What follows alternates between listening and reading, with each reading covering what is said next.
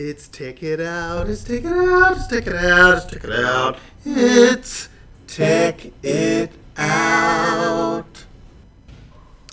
This week, Geoff will show you how your Google Drive can bring you joy. And Katherine will show you some websites about diversity and inclusiveness. Mike will show all you expats how to get that trusted profile. And this week, Simon's going to show you how you can change your chat and Hangouts to be on the right-hand side of the screen instead of the left-hand side. Take it out. Do you sometimes think you need a little bit of Marie Kondo magic on your Google Drive? The end of the year is fast approaching. A little bit of work done now on your Google Drive could save you time and a lot of... Simon, could you send me that Google Doc that you just created the other day? What was the topic? What was it about? It was for the laptop collection. Oh, just give me a second. I'm sure I can find it. Hang on. Oh, do you know if I saved it with a decent name? Oh, God, Google Drive's such a pain. I wish it was more logical and sensible. I just find it so hard to find anything. Give me a bit of time, Geoff. Give me a bit of time. That's interesting, because my Google Drive brings me joy. With that in mind, here are my 5 tips to organise your Google Drive and get ready for the end of year and the start of the next school year. First things first, if you have docs everywhere, the first thing you want to do, move them all to a folder called Archive. To do this, what you need to do is select all your docs. Then you right-click and select Move To. Down the bottom there's a little button where you can create a new folder. Just create an archive folder and then move them here. Hey presto, straight away you have a clean drive. Now you want to have a good hard think about the folders you have in your root drive folder. That's basically your Google Drive desktop. The less, the better.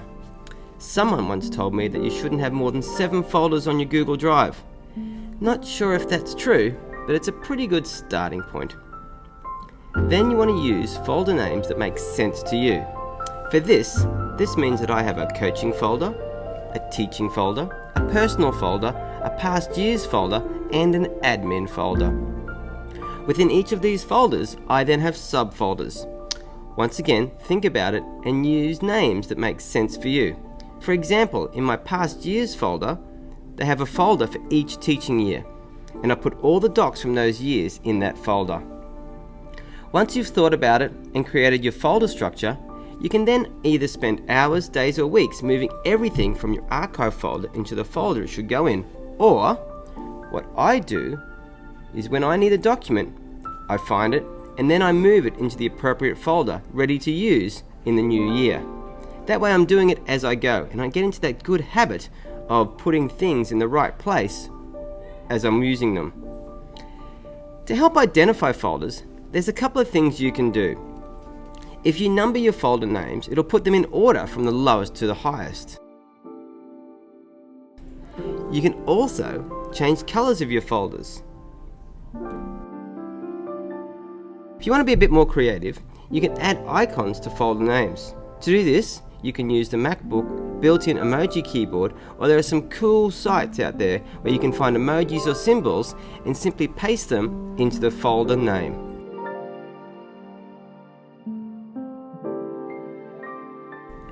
One other thing you might want to think about is that when you create documents, create them in the folder you want them to go in.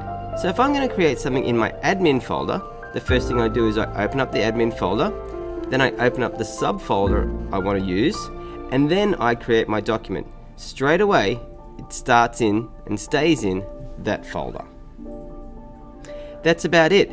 The little bit of work you do now can really help you with your organization and your setting up for next year. Who doesn't want their Google Drive to... Brings me joy.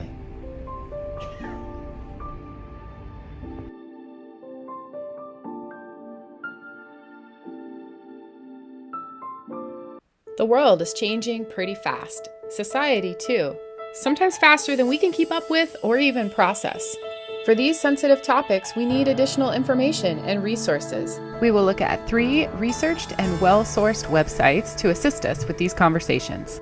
First up is amaze.org, as they say, for more info and less weird. Amaze.org provides information on a wide range of topics like puberty, sexual orientation, and gender identity. The videos are created with adolescents in mind as the audience, but they're informative and supportive for viewers of all ages. The site also offers dedicated pages to supporting parents, educators, and conversations with younger children, because they're curious too. Up next is learningforjustice.org, formerly known as Teaching Tolerance. Here you can search a wide range of issues like race, religion, ability, and then you can filter for a variety of resources, either by the topic and then for the type of resource, such as student text or lesson plans or even a PD event. Or you can use the top toolbar and do the type of resource and then by the topic. Finally, let's look at embracerace.org. This site is designed to support parents and teachers of young children. They provide resources and guides for anti-bias education and to support conversations and questions that arise from racial injustice. This site is easy to navigate and is a particularly good resource for selecting picture books as jump starters for racial conversations or to expose a different perspective or experience. So check out amaze.org, Learning for Justice, or embracerace.org. You will definitely find a variety of resources and you might just learn something new.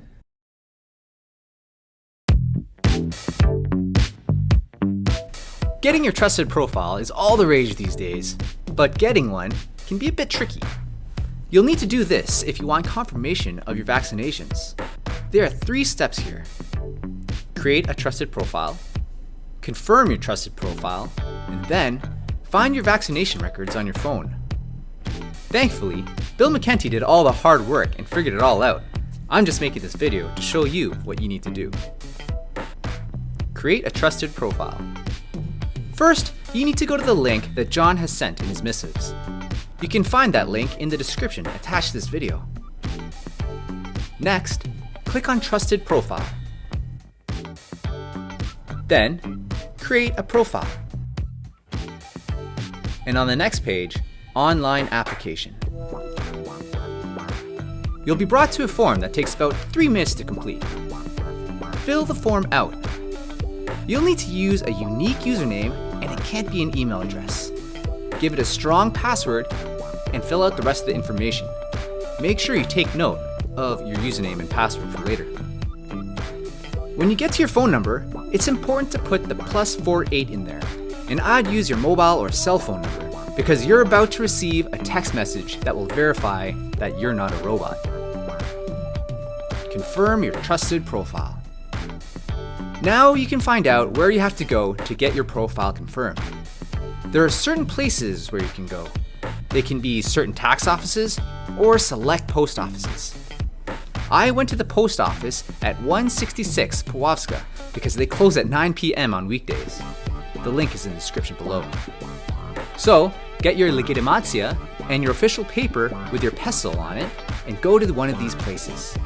Once I got to the post office window, I asked for a profilu zaufnego and handed over my documents. 4 minutes and 0 zloty later, I signed a paper confirming my confirmation and I was out of the office. Finding your vaccinations on your phone. On my phone, I clicked on John's link once again and clicked on Trusted Profile.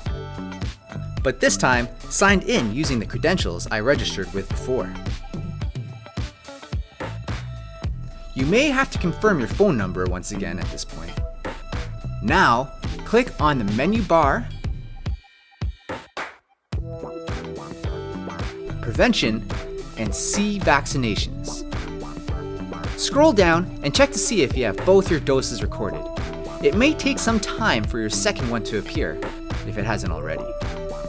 From here, you can generate a QR code to show officials, or print PDFs confirming that you've been vaccinated. Stay safe, everyone. And now, things might change. But if they do, let us know and maybe we'll alter this video later on in the future. Bye for now.